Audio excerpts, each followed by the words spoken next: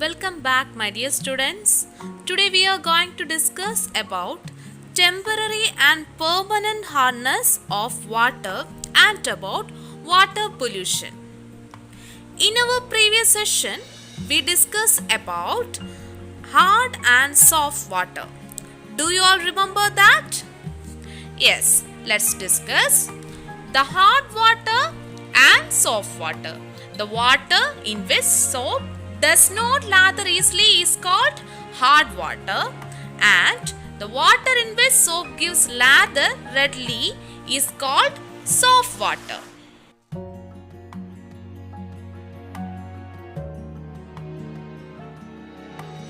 Let us discuss about temporary hardness and permanent hardness. The hardness of water containing calcium or magnesium bicarbonates is removed during boiling.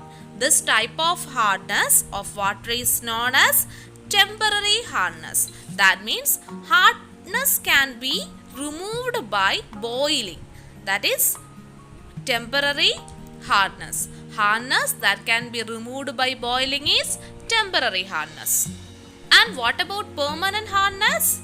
Yes, the hardness of water containing the chlorides and sulfates of calcium and magnesium is not removed even after boiling. This is permanent hardness. That means hardness that cannot be removed by boiling is permanent hardness.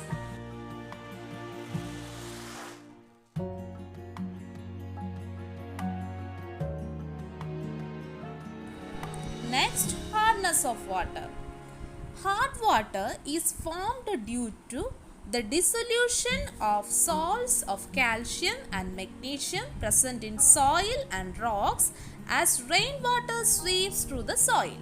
Hard water does not given easily lather with soap because the salts of calcium and magnesium react with the soap to form insoluble salts.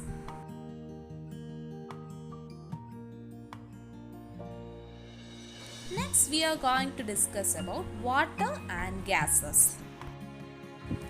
Do you know, students, which gas do creatures use for breathing?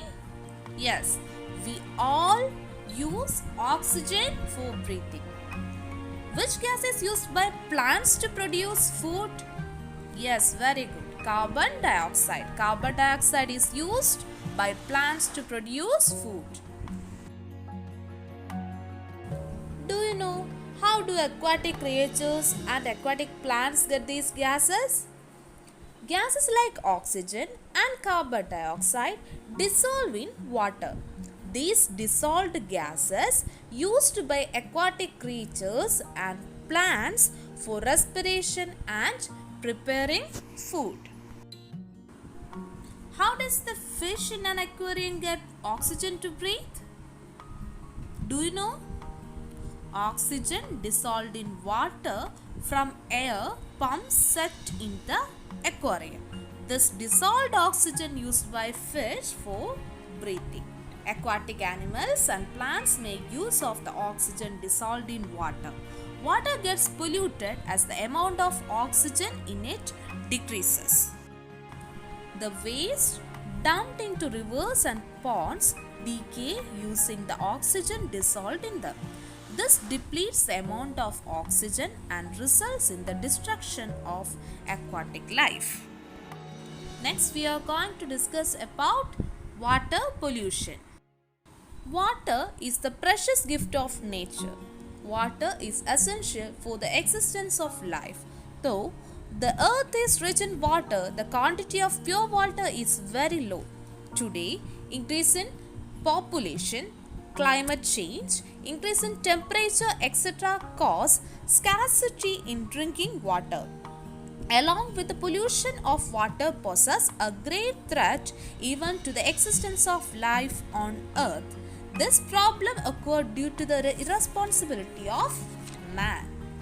We can conserve water by different methods. Rainwater that falls on the roof of the house is collected in a vessel with the help of a channel. Rainwater is directed to ponds and lakes through channels and collected. Making rain pits, make check dams, etc. are some of the methods of conservation of water. Here is a project for you. Find out the water conservation programs by the government and explain it.